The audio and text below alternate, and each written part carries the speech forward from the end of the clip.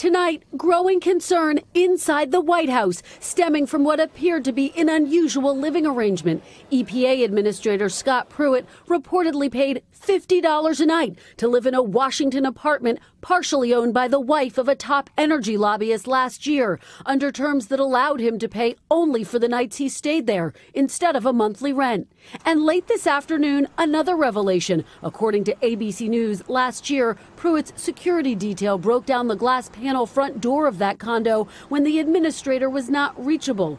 Earlier this year, Pruitt came under fire for flying first class on official business with his staff, a move he defended. I don't make any of those decisions. They place me on the plane where they think is best from a safety perspective. Now, Democrats are pouncing. If Scott Pruitt doesn't resign, then President Trump should fire him.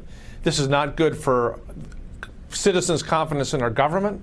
Government watchdog groups say it all raises red flags. Every dollar that's wasted on travel or security that's unnecessary is money that's not going to protect the health and environment for the American people.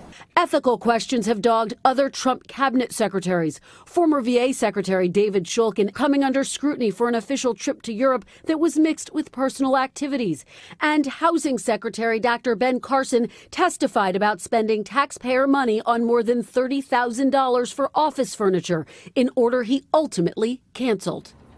And tonight, the EPA tells NBC News, quote, as EPA career ethics officials stated in a memo, Administrator Pruitt's housing arrangement for both himself and family was not a gift, and the lease was consistent with federal ethics regulations. As for President Trump, he will spend the holiday weekend at Mar-a-Lago, his resort in Florida. Hey, NBC News fans, thanks for checking out our YouTube channel. Subscribe by clicking on that button down here, and click on any of the videos over here to watch the latest interviews, show highlights, and digital exclusives. Thanks for watching.